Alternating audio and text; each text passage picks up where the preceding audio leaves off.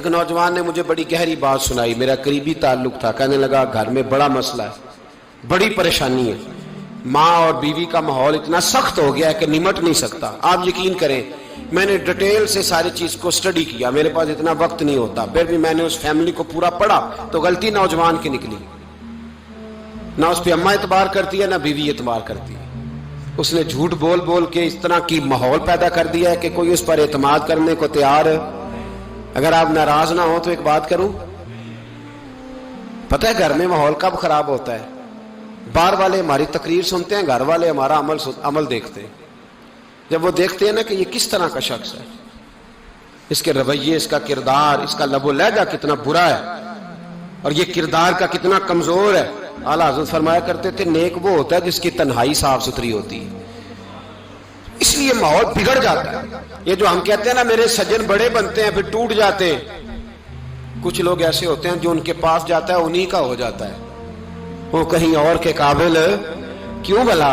اس لیے کہ ان کے کردار میں ٹھنڈک دیکھتا ہے، ان کے لب و لہجے میں مٹھاس دیکھتا ہے، اس شخص میں اتنی خوبصورتی دیکھتا ہے کہ اسی کا بن جاتا ہے. حضرت ابراہیم بن ادم کے پاس ایک نوجوان آیا، کہنے لگا میں گناہ کرنا چاہتا ہوں. فرمانے لگا بالکل کر، اللہ کا دیا ہوا رزق کھانا چھوڑ دے اور گناہ کر. کہنے لگا یہ نہیں ہو سکتا. فرمانے لگے چل پھر اس طرح کر، رب کی زمین پہ نہ رہ، کسی اور کی زمین پہ چلا جا. کہنے لگا یہ بھی نہیں ہو سکتا. فرمانے لگے چل اللہ کی چھت سے نکل جا. کہنے لگا یہ بھی نہیں ہو سکتا. تو آپ رو پڑے. فرمانے لگے پھر جناب اسرائیل جب آئیں تو ان سے کہنا مجھے 2-3 سال کی مہلت دے دے، پچھلی میری گناہوں میں گزر گئی، میں ذرا 3 سال عبادت کر لوں. تو وہ شخص بھی رونے لگا، کہنے لگا حضور وہ مہلت نہیں دیتے، وہ جب لینے آتے ہیں تو پھر لے کے اللہ تعالیٰ نے جب انسان بنانا چاہا نا تو جناب جبریل کو کہا مٹی لے کے آ زمین سے. حضرت جبریل نے مٹی پہ ہاتھ ڈالا تو باقی کی مٹی رونے لگ گئی، اسے جدا نہ کر. تو جناب جبریل چھوڑ کے چلے گئے. حضرت میکائیل کو بھیجا مٹی لا، مٹی پہ ہاتھ ڈالا تو باقی کی مٹی رونے لگ گئی، چھوڑ کے چلے گئے. جناب اسرائیل کو بھیجا، مٹی پہ ہاتھ ڈالا تو باقی کی رونے لگ گئی، چھوڑ کے نہ جاؤ.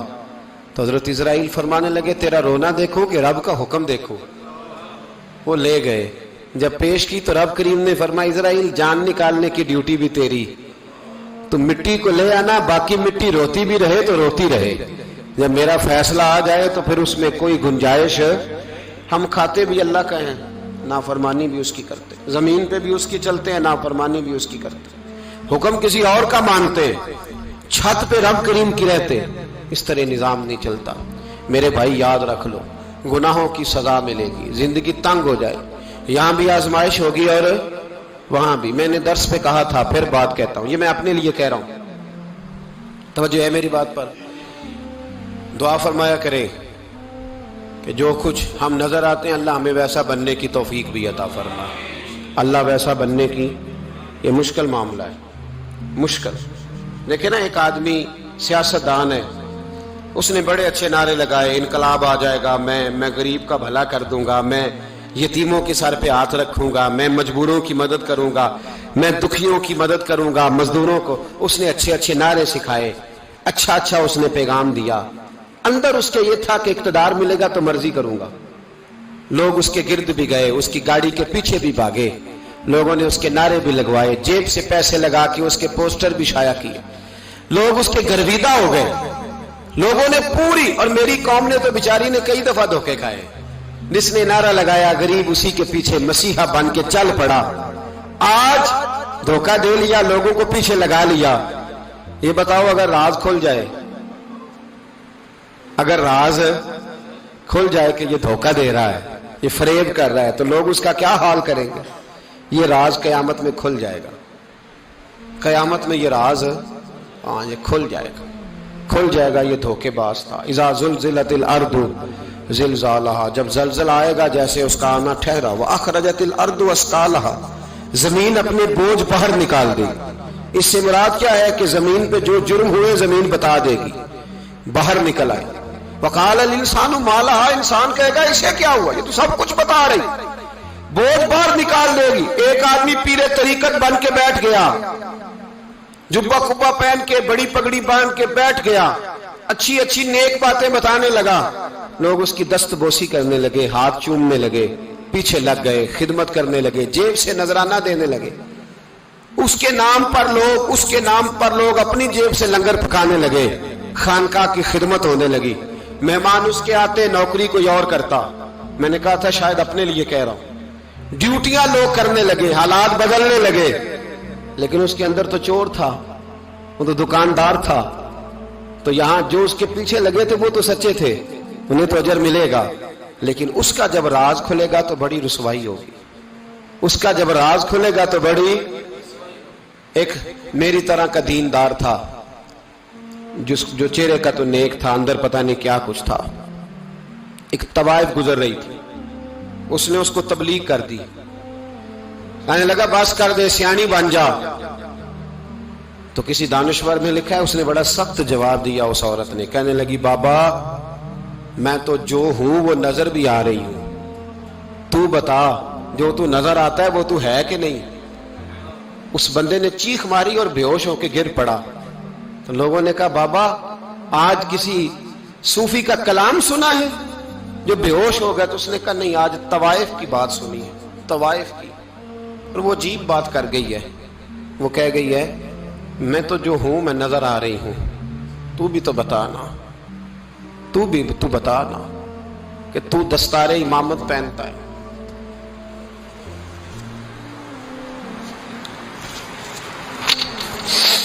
تو بتا تو جو کہلاتا ہے تو وہ ہے کہ نہیں؟ یہ وقال الانسان ما لہا، یہ راز قیامت میں کھلے گا۔ ہم جو کچھ بتا رہے ہیں نا اپنی زبانوں سے، ہمیں اپنے گناہوں کا احساس ہونا چاہیے۔ ایسا نہ ہو کہ جب سزا ملے تو پھر اس طرح کی ملے کہ دوبارہ کسی کو کوئی منہ دکھانے کے قابل نہ رہے۔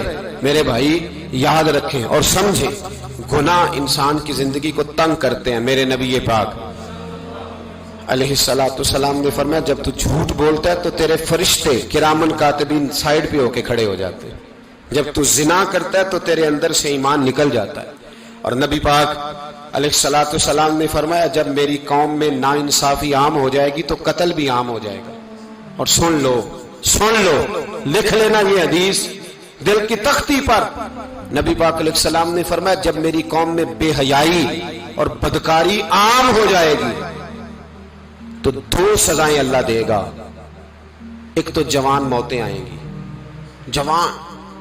جوان بچے کچھ بھی نہیں دیکھا چلے گئے، اور دوسری سزا اللہ یہ دے گا کہ ایسی بیماریاں آئیں گی جن کا علاج نہیں ملے گا، ایسے امراض پھوٹ پڑیں گے۔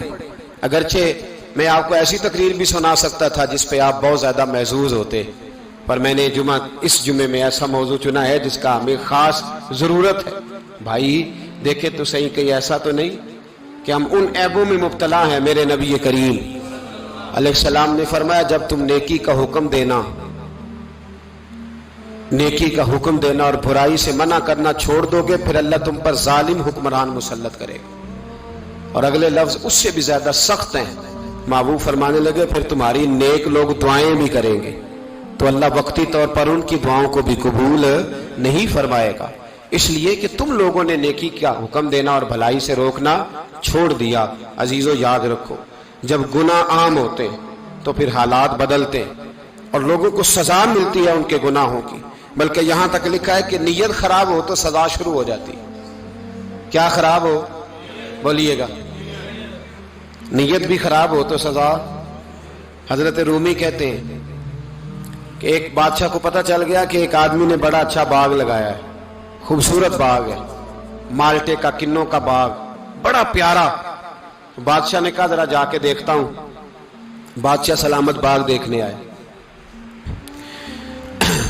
تو اب وہ مزدور آدمی تھا، عام آدمی تھا جس نے باغ لگایا، کسان تھا، اس کو کہا کہ چند کنوں توڑ کے لایا تو بڑے پیارے لگے، ایک دو اور لایا، کھائے، بڑے میٹھے، بڑے پیارے، بڑے توانا، بڑا مزہ آیا۔ تو بادشاہ کے دل میں خیال آیا کہ اس پہ قبضہ نہ کر لوں باغ پہ۔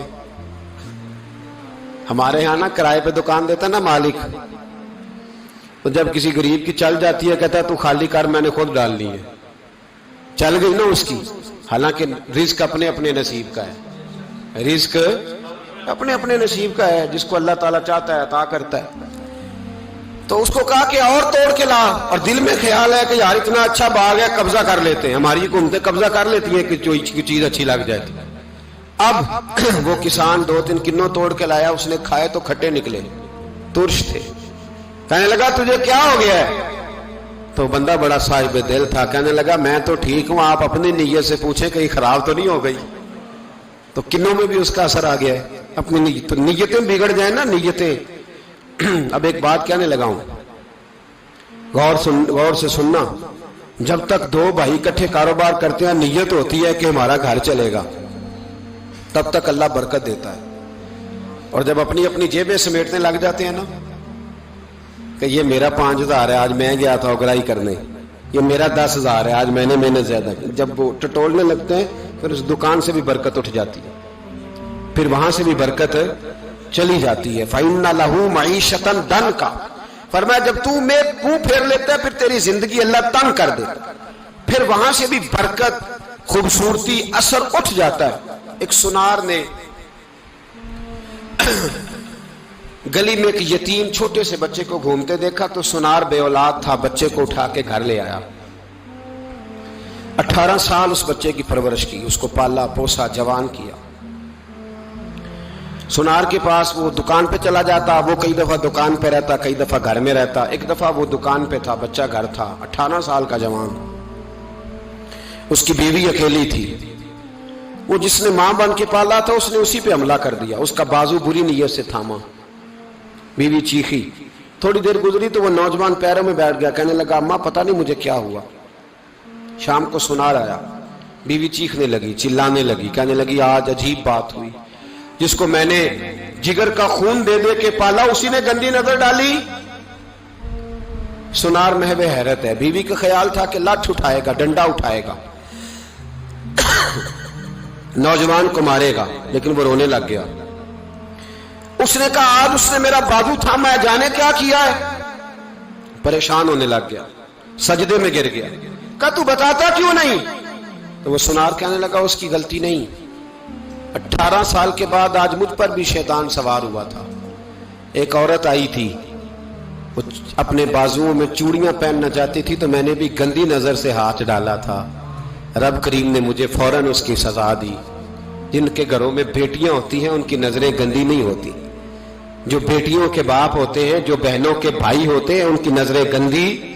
اور اگر تو ٹیلی فون کرتا ہے، تو کسی عورت کے ساتھ تعلق رکھتا ہے، تو یہ بات لکھ لے، امام فخر الدین رازی 1، علامہ اسماعیل حقی 2، ملا جلال الدین رومی 3، امام خازن 4، امام جلال الدین سیوطی 5 حدیث کے استاد اور محدث لکھتے ہیں کہ اگر تو کسی پر گندی نظر ڈالے گا تو تیرا گھر بچ سکتا، یاد رکھ نہیں بچے گا، اس لیے کہ تیری نظر کسی کی بیٹی کو بیٹی سمجھ، تاکہ تیری بچی کا پردہ قائم رہے۔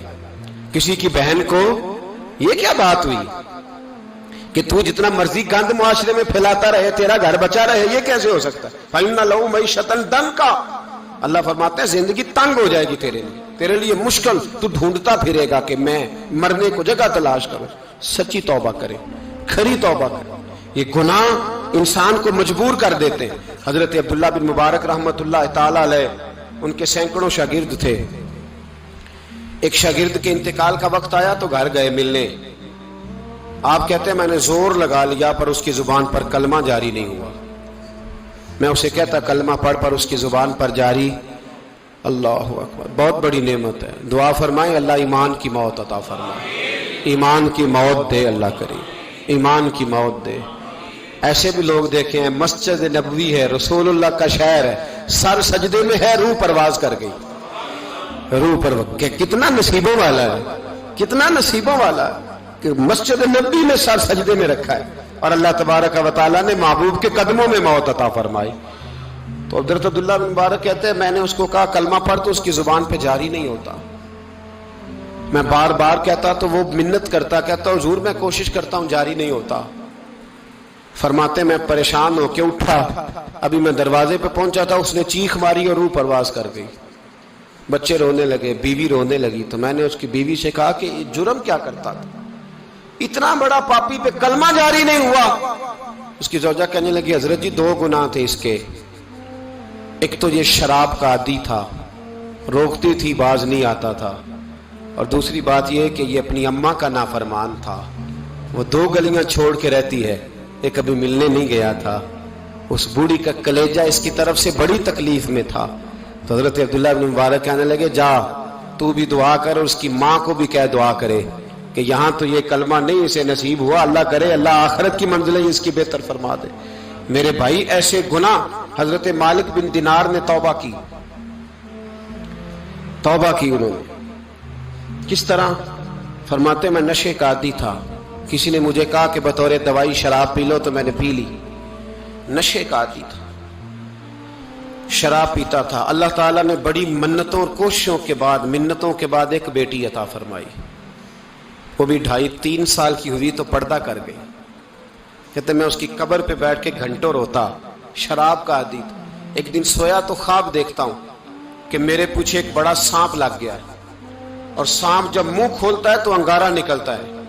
میں پھر دعا کرتا ہوں اللہ ہمیں معاف فرمائے، اللہ ہم سے درگزر۔ میں کچھ قبرستانوں میں جاتا ہوں تو میں سانپ بچھو پھرتے ہوئے دیکھتا ہوں، تو ڈر آتا ہے کہ ہم یہاں آنے والے ہیں۔ یہ لوگ کہہ رہے ہیں کہ تمہاری تیاری ہے، کسی وقت بھی اعلان ہو جائے گا کہ چلو بھائی چلو فلاں صاحب کا جنازہ ہے، اٹھو۔ لوگ کہتے ہیں جلدی کرو، اور ایک کونے میں ایک شخص یہ بھی کہتا ہے کہ دیگ بھی رکھ لو، مہمان بڑے جمع ہو گئے۔ اور ایک کونے میں لوگ یہ بھی کہتے ہیں کہ برف ٹھنڈی لے آؤ، لوگوں نے پانی بھی پینا ہے۔ پہلے اعلان ہوتا ہے کہ فلاں فوت ہو گیا، پھر اعلان ہوتا ہے جنازے کا ٹائم ہو گیا، پھر اعلان ہوتا ہے جنازہ اٹھایا جائے گا، اور پھر بات ختم ہو جاتی ہے۔ پھر کل من علیہ فان، پھر کوئی نہیں پوچھنے آتا، ختم ہو گئے، قصہ ہی ختم ہو گیا، ان لوگوں کی کہانی مٹ گئی، ختم ہو گئے۔ بڑے بڑے کج کلا، کوئی پوچھنے والا نہیں۔ موت کا راج ہے موت کا راج، موت راج کرتی ہے بس، اور کسی کا راج نہیں۔ وہ راج کرتی ہے، جدھر جاتی ہے اسی کا راج ہے، راج کر رہی ہے۔ تو حضرت مالک بن دینار کہتے ہیں قبرستان میں میں نے دیکھا، میں خواب دیکھتا ہوں بڑا اژدہا، اس کے منہ کے اندر آگ میرا پیچھا کر رہا ہے۔ کہتے میں خواب دیکھ رہا ہوں، میں دوڑا، لیکن وہ اژدہا جب میں دوڑا تو میرے آگے آ کے کھڑا ہو گیا۔ میں مشرق کو دوڑا تو وہاں بھی آ گیا، مغرب کو دوڑا تو وہاں بھی آ گیا۔ جناب مالک بن دینار کہتے ہیں ایک بوڑھا شخص کمزور مجھے بچانے آیا، پر اس اژدہا نے پھونک ماری تو وہ بوڑھا آدمی دور جا گرا۔ کہتے میں چیختا تھا، چلاتا تھا، ایک پہاڑی پہ میں بھاگا گیا تو وہاں مجھے میری بیٹی ملی، مجھے فوت ہو گئی۔ وہ اس اژدہے کے آگے اس نے یوں ہاتھ کیا تو اژدہا پیچھے بھاگ گیا۔ میں نے بیٹی کو گود میں اٹھایا، میں نے کہا بیٹی یہ کون تھا؟ کہنے لگی ابا یہ تیرا برا عمل تھا، یہ تیرا برا عمل تھا، کہ تجھے کھا جاتا اگر میں نہ ہوتی۔ تو کہا یہ بوڑھا جو مجھے بچانے آیا یہ کون تھا؟ کہا یہ تیرا اچھا عمل تھا، پر کمزور بڑا تھا، تھوڑا تھا، یہ تیرے برے عمل کا مقابلہ کرنے کی ہمت نہیں رکھتا تھا۔ حضرت مالک بن دینار کہتے ہیں میری بیٹی نے خواب میں میری داڑھی پکڑ لی اور کہنے لگی ابا میں چاہتی ہوں تو صحیح ہو جا، ایسا نہ ہو کہ پھر تیرے پیچھے یہ اژدہا لگ جائے۔ حضرت مالک بن دینار کہتے ہیں جب میں سو کے اٹھا تو میری داڑھی آنسوؤں سے بھری ہوئی تھی۔ پھر اس کے بعد میں نے توبہ کی، اس طرح کی توبہ کی کہ پھر میں نے کوشش کی کہ دوبارہ میں اپنے رب کی نافرمانی نہ کروں۔ حضرت عبداللہ ابن عباس فرماتے تھے جو دنیا میں ہنس ہنس کے گناہ کرتے ہیں نا، ہنس ہنس کے جھوٹ ہنس ہنس کے بولتے ہیں، ہنس ہنس کے لوگوں کی غیبت کرتے ہیں، فرمایا یہ جو تمہیں ہنس ہنس کے گناہ کرتے نظر آتے ہیں ان کا رونا قیامت میں دیکھا نہیں جائے گا، ان کے آنسو قیامت میں دیکھے نہیں جائے۔ جو ہنس ہنس کے گناہ کرتے یہ روئیں گے، فَلْيَضْحَكُوا قَلِيلًا وَلْيَبْكُوا كَثِيرًا۔ رب فرماتا ہے زیادہ رویا کرو، کم ہنسا کرو۔ نبی پاک علیہ السلام روتے تو صحابہ کہتے حضور آپ اتنا کیوں روتے ہیں؟ تو محبوب فرماتے جو میں جانتا ہوں وہ تم نہیں جانتے۔ بھائیو قبروں میں اکیلے جانا ہے، کبھی غور کرنا، اکیلے کوئی بندہ ساتھ حساب دینے نہیں جائے گا۔ اماں بڑا پیار کرتی ہے لیکن قبر میں کبھی کوئی ماں بھی ساتھ دفن نہیں ہوتی، اپنا اپنا حساب دینا، مشکل وقت ہے، حساب کر لینا چاہیے، تیاری کر کے رکھنی چاہیے۔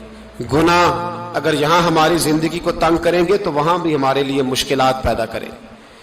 نبی کریم علیہ السلام نے فرمایا ہے کہ اللہ بڑا مہربان ہے، اللہ بڑا کریم ہے، اللہ بڑا ستار ہے، اور یاد رکھو جب کوئی اس کی ریٹ کو چیلنج کرے، جب کوئی اس کے قانون کو توڑے، جب کوئی اللہ کی اعلانیہ نافرمانی کرے، پھر رب کریم کی غیرت کو، اس کے عدل کو جوش آتا ہے، توبہ کرے سچی، مسجد کی حاضری دیں پابندی کے ساتھ۔ میری آپ سے ہمیشہ یہ گزارش رہتی ہے کہ مسجد کی حاضری پابندی سے دیں۔ میں اپیل کرتا ہوں داڑھی رکھ لیں، یہ میرے نبی کا طریقہ ہے صلی اللہ تعالی علیہ۔ واپس آ جائیں، ہماری بقا نہ ہمارے دین میں ہے، کوئی نہیں ہمیں رکھے گا، کوئی نہیں رکھے گا، کوئی نہیں۔ میرا ایک دوست راج بتا رہا تھا کہ سعودی عرب میں ایک شخص نے 30 سال محنت کی، تو جب وہ مرا ہے وہیں اس کے گھر میں فون کیا تو اس کے گھر والوں نے کہا جناب آپ کو مشکل ہوگی ڈیڈ باڈی بھیجنے میں، وہیں دفن کر دیں، ہاں اگر اس کا کوئی پیسہ ہے تو وہ ذرا اکاؤنٹ میں بھیج دیں، بچیوں کو ضرورت ہے۔ او بھائی تو اکیلا جائے گا، تیرے لیے مشکل ہو جائے۔ اپنے بھی ساتھ یقین کریں، بچے دعائیں کرانے آتے ہیں، کہتے ہیں حضرت جی دعا کریں اللہ اماں کی سختی معاف کر دے۔ اس کا مطلب کیا ہے کہ اماں اب جائے، اب ہمارا نمبر آئے۔ بچے تو انتظار کر رہے ہیں کہ ابا جائے اور گدی پہ ہمارا نمبر آئے۔ تیاری ہے، اکیلے جانا ہے، اکیلے سخت سا مرحلہ ہے، اکیلے سارا کچھ فیس کرنا۔ آج توبہ کریں، وہاں کے کیڑے یہاں رہ کے ماریں، اپنے ساتھ ظلم نہ کریں۔ ہم اس قابل نہیں کہ وہاں جا کے مقابلہ کر سکیں۔ بچیں، اپنے آپ کو محفوظ کریں، بچائیں، حساب اپنا اپنا دینا ہے۔ کسی باپ نے اگر اپنے بچوں کو حرام کھلایا تو بچے تو نہیں کہہ رہے تھے نا کہ حرام لے کے آ، تو باپ نے حساب دینا، والد نے۔ لہذا مہربانی فرمائیں، اپنے اوپر رحم کھائیں، اپنے آپ کو سنواریں۔ آج جمعۃ الوداع ہے، توبہ کریں، اللہ کے نیک بندوں کی صحبت میں بیٹھا کریں، اچھی باتیں سنا کریں تاکہ دل نرم رہے۔ ان جگہوں سے بچیں جو گناہ کی طرف لے کے جاتی، ظلم سے، زیادتی سے، جبر سے بچیں۔ اپنے آپ کو اپنے رب کریم کی بارگاہ میں جھکا دیں۔ ہمارا کہیں اور گزارا نہیں، کوئی نہیں ہمیں پوچھے گا۔ اقبال رو پڑے آخری عمر میں، رو پڑے اور اللہ کی بارگاہ میں عرض کرنے لگے نہ جہاں میں کہیں بھی امان ملی، جو امان ملی تو کہاں ملی، میرے جرم خانہ خراب تیرے عفو بندہ نواز میں۔ پناہ صرف اللہ رسول کی بارگاہ میں، باقی کوئی پناہ دینے کو تیار نہیں ہے۔ دعا کرتا ہوں اللہ کی بارگاہ میں اللہ ہمیں سچی توبہ کی توفیق عطا فرمائے۔ آخر دعوانا ان الحمدللہ۔